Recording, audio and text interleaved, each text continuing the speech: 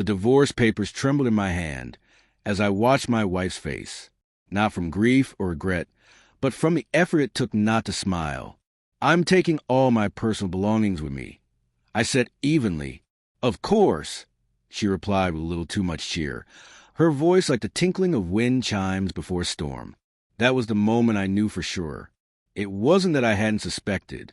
The way she stopped making coffee for 2 a.m, how she turned away when I reached for her in bed. The silences between us had grown so thick they choked out everything else.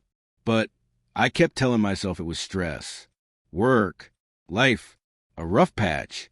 Now, her face made it all so clear. It wasn't heartbreak for her. It was freedom. I walked through the house, our house, one last time. My footsteps echoed in the hollow quiet, each room haunted by the ghosts of laughter, dinners, and dreams that never got their turn. The bookshelf where we once stacked our favorite novels now held dust and forgotten trinkets. Our wedding photo was gone. I hadn't noticed until now. She stood behind me, arms crossed, watching, saying nothing. That used to be where she'd wrap her arms around me while I cooked. Now it felt like an executioner's stance.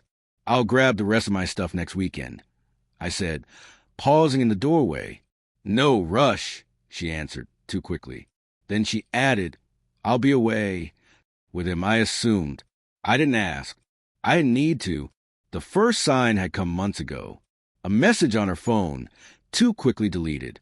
I hadn't even seen the name, but I saw her face as she read it. That secret smile, like something warm blooming in the cold. I'd seen that look before, back when she still loved me. The late night started soon after. "Deadlines," she said, or dinner with the girls. I didn't challenge her. You don't want to be the jealous husband. You don't want to be wrong. You want to believe. One night, I followed her. It was pathetic, I know, like something out of a cheap movie. I waited in the parking lot of that little Italian place across town and watched her walk in, all dressed up, nervous and excited. She didn't go in alone. He was tall, sharply dressed, younger. She kissed him like she hadn't kissed me in years. I drove home that night and sat in the driveway for an hour, gripping the steering wheel until my knuckles turned white. I didn't cry. I just went numb. When she came home later, humming, smelling like someone else's cologne, I was in bed, pretending to sleep. That was the moment she made her choice. And so did I. But it wasn't just about the betrayal. It was about the lie we'd both been living. We stopped being husband and wife long before she found someone else. We were just coexisting, two actors reading from an outdated script. Still, when I handed her the divorce papers, a small part of me hoped for a flicker of hesitation, a shadow of pain, anything that said, "This hurts." But there was nothing, just relief. I moved into a small apartment on the other side of town. Sparse furniture, white walls, quiet, the kind of quiet that doesn't comfort but accuses.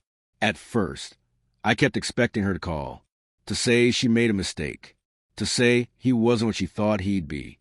But weeks passed, then months. One afternoon, I saw them together in the grocery store. She looked radiant, laughing at something he said, her hand tucked in his. She didn't see me. Or maybe she did and chose to pretend otherwise. I stood there, paralyzed, a carton of eggs in my hand, watching the woman I used to love build a new life without me. Not just survive, but thrive. That night, I packed up the last of her photos, the few I hadn't thrown away. I didn't burn them. I didn't tear them. I just put them in a box labeled past and shoved it into the back of my closet. Time passed, as it always does. Some wounds don't bleed, they just ache, especially in silence. There were days I hated her, nights I missed her, mornings I woke up reaching for her. But eventually, something shifted. The air grew lighter. The apartment didn't feel quite so empty. I started going out again, met people, talked, laughed. Then one day, I saw a message in my inbox. From her. It wasn't long, just a few lines. "I hope you're doing okay. I wanted to thank you for everything. I know I didn't say it then, but I did love you. Things just changed. I hope you found peace." I stared at it for a long time. I didn't reply. There was nothing left to say. Because sometimes closure doesn't come from someone else. It comes from realizing you survived. You endured. You got up every day and kept going. And that's enough. Even love can die. But you don't have to. So I made a cup of coffee, just one, and sat by the window as the sun rose, warming the walls of my small, quiet apartment. And I didn't think about her. Not even once.